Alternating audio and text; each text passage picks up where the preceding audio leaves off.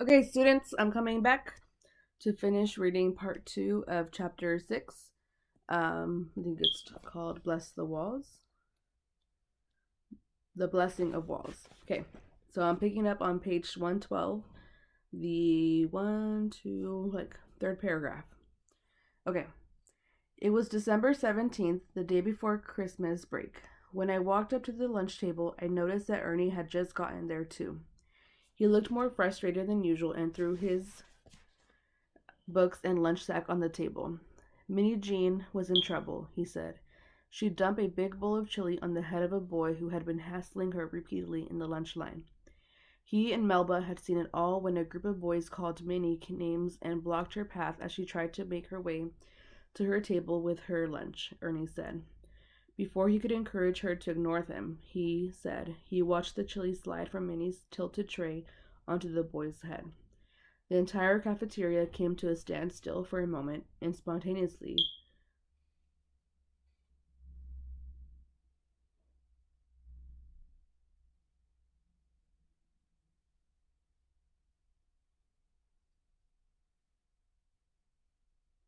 I'm sorry, I'm just checking to see there's something going on in my house.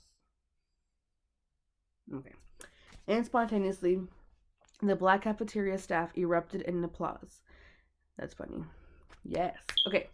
An administrator then appeared on the scene and whisked Minnie into the main office. Ernie said he hadn't seen Minnie since. The word was she'd been suspended. I felt bad for Minnie. She had been pushed to the breaking point, and I knew that it easily could have been any one of us. We were all tired of life in the pressure cooker, and at one time or another, every one of us had felt just one notch away from blowing. I nibbled on my sandwich for the rest of the lunch. None of us felt much like talking. We were worried about what this would mean for Minnie, what it would mean for us all. Excuse me. I learned later that Minnie indeed had been suspended and would have to reapply for admission when we returned from Christmas break in January. By the end of the fall semester, 4 students had been expelled from Central for causing trouble. Another 153 students withdrew, likely to avoid integration.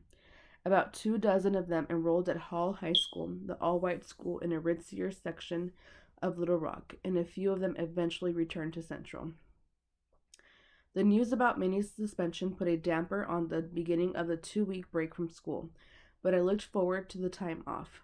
Finally, I would be able to let down my guard, laugh freely, and enjoy my family and friends. 2 days before Christmas, I did just that when the 9 of us and our parents gathered at the Dunbar Community Center for a huge holiday celebration in our honor. The party was sponsored by the Washington, D.C. based headquarters of Delta Sigma Theta Sorority, Inc., a national service oriented group of professional women and college students. The large upstairs room sparkled with red and white, from the festive lights and decorations to the dozens of women who dressed in the colors of their sorority. I wore red and white too, a taffeta dress and a polka dot print. It was especially nice to see Mother and Daddy dressed in their holiday finery, enjoying themselves like old times. Before Central, they often got all spruced up for a night on the town, but much of the fun in their lives as a young couple seemed to have dried up. I missed the laughter that had been ever present in our home. Near the end of the party, a Santa presented each of us with gifts and encouraging letters mailed from around the country by the organization's members who thanked us for our bravery and courage. I'll never forget that evening. It came at a particularly low point and reminded us all that no matter how isolated we sometimes felt at Central, we were not in this fight alone. As 1957 wound up to a close, I realized just how much of the world was watching us. I picked up the Gazette one day and saw a story that said the Associated Press had ranked the Little Rock Nine in our integration battle as the top story of the year in the nation, even bigger than the passage of the Civil Rights Act, the first major civil rights legislation since Reconstruction. According to the editors who compiled the list, our story was even bigger news than President Eisenhower's stroke. Among world events, our story placed second, just behind the Soviet Union's launch of Sputnik the First and Sputnik the Second, the world's first artificial satellites and the beginning of the space age. The same list also named Mrs. Bates Woman of the Year in Education, recognition she shared with several other women, including Althea Gibson in sports, Ingrid Bergman in entertainment, Lucille Ball in business, and Eleanor Roosevelt in public service. All too soon, the holidays were over and school was back in session. I had but one wish for the new year, that life at Central would somehow get easier. But it didn't take long for that wish to fizzle. On the first day of school after Christmas break, classes were interrupted for what students had been told was a fire drill. It seemed strange when the police department showed up and began searching inside, but we later learned that a bomb threat had been made against the school. Such threats would become almost a routine part of our day. Sometimes the threatening calls came after school hours, and the National Guard was called back to duty, no matter what time, to check every inch of the campus. In late January, we returned to school after a few scheduled days off to yet another bomb scare. When the alarm sounded, the school was quickly evacuated as usual. Once outside, when we saw the police, we could tell that it was a bomb scare instead of a routine fire drill. That usually meant at least a half-hour wait out in the cold. I quickly learned to take my coat with me when we left the building. While standing outside, the white students rolled their eyes or cut mean looks at the black students as if we were the causing this inconvenience. This time, the search had not come up empty. Dynamite had been found in an unused locker. Superintendent Blossom told the newspaper that the dynamite could not have exploded, but authorities broke the stick into small pieces and disposed of it in the Arkansas River. Blossom maintained that the bomb threats were just a scare tactic intended to force school officials to close Central. The next day, another anonymous caller phoned in a threat, this time to the switchboard of the Arkansas Gazette. The operator described the caller as a white boy who had muffled that's a vocab word, who had muffled his voice. Principal Matthews was summoned, and he called people and gathered some school administrators who spent 2 hours searching the lockers again. Nothing turned up. A frustrated Blossom pleaded in the newspaper and on television for citizens to act responsibly and stop this disruption to the academic process. But his words fell on deaf ears because the threats, the searches, and the long waits in the cold continued. Parts of bombs were found in subsequent searches, but none that seemed to pose a real threat. However, the message from segregationists was clear. They were not backing off. If anything, they felt even more emboldened, that's a past vocab word, by Minnie's suspension. Minnie returned to school in mid-January, and the retaliatory attacks on her were relentless. One of the tormentors drenched her with hot soup. She didn't respond that time, but the taunts continued daily. On the morning of February 6th, Minnie had taken enough and retorted by calling a student white trash, which got her suspended again and ultimately expelled from Central for good. The same day, I was sitting in Mrs. Huckabee's office when she came up from the cafeteria shortly after noon. She asked what happened, and I explained that I was on the stair landing, headed to the cafeteria, when 2 boys approached me and the smaller one kicked me. I pointed them out to the guard, who directed the boys to the office. In an incident report that Mrs. Huckabee filed, she detailed witnessing the same 2 boys and a group of girls suspiciously hanging around the cafeteria at a table next to where Jefferson, Elizabeth, and Melba were sitting that day. The white group had finished eating but just sat there as if they were waiting for something. I waited too, having motioned for the Negro children not to leave, Mrs. Huckabee wrote in the report. Only when the Negroes rose at the bell did this group rise. I placed myself between the 2 groups at the door, made a slight delaying maneuver, and motioned for the guard to follow the Negro children. The manner of the white group was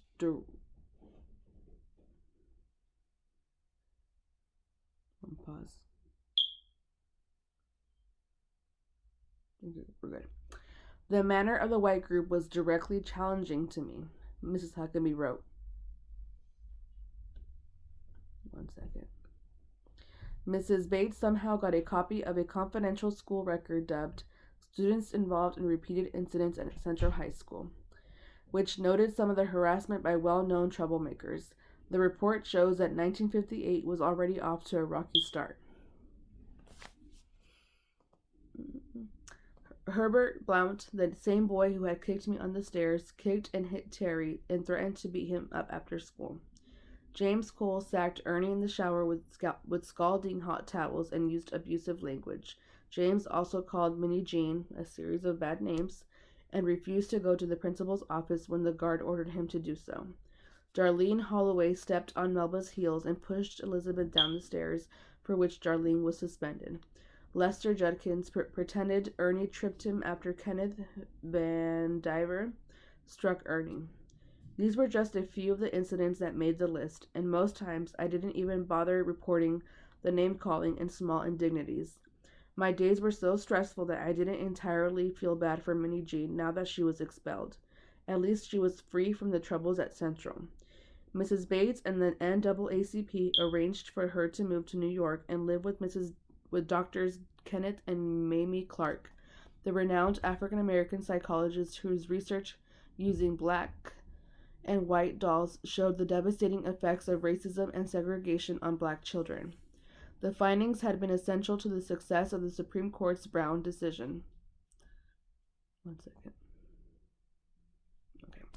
Mamie Clark had grown up not far from Little Rock in Hot Springs, Arkansas, where she attended segregated schools.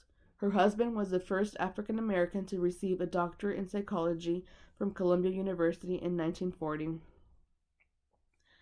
And she became the first African American woman to do so 3 years later. They lived in Hastings on Hudson, a New York City suburb nestled among the hills along the Hudson River, which sounded exotic and exciting. The couple helped Minnie attain a scholarship to the prestigious New Lincoln High School in New York. The remaining 8 of us, our parents and Mrs. Bates, went to the airport to see Minnie Jean off. The closest I'd ever gotten to riding on a plane had been the fantasies I conjured up during my family's occasional Sunday afternoon outings, there to sit and watch the planes take off. Now, here was Minnie about to fly off into what seemed to me a much brighter future and a wonderful adventure. I felt more excited for her than sad. A link in our chain had been snapped off, but Minnie no longer had to carry the burden of Central. I put myself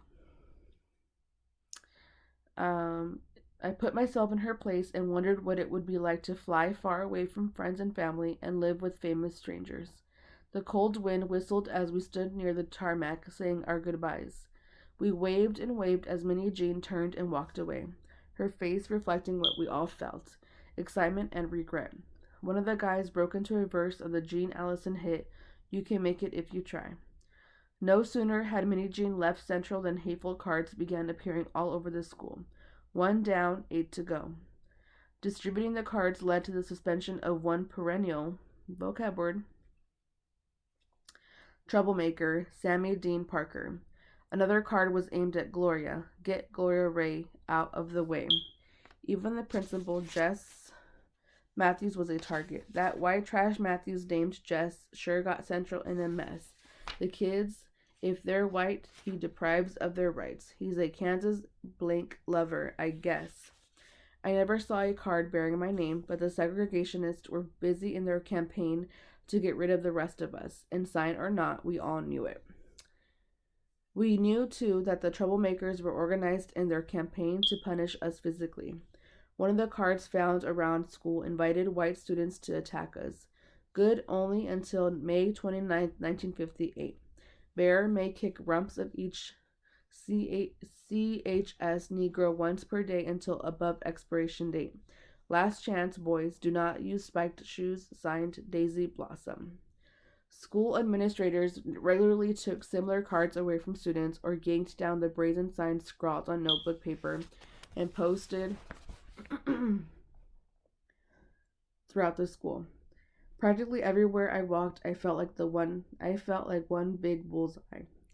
That's exactly how I felt at lunchtime on March 12th as I headed down the stairs from the 3rd floor and suddenly felt a round blob of something wet smash against me. I had been hit by a tomato. From the 2nd floor landing, I quickly looked up and saw the guilty party, one of the black leather boys with his light-colored hair combed towards his smirking face. I felt both furious and humiliated as I headed to Mrs. Huckabee's office to change clothes. Tomato particles dripped from a huge stain on the right side of my skirt and blouse. There was, however, one place on campus where I could go without feeling that I was such a target: chapel. It was really just a large classroom filled with desks and chairs on the main level of the school. But for about 20 minutes each morning,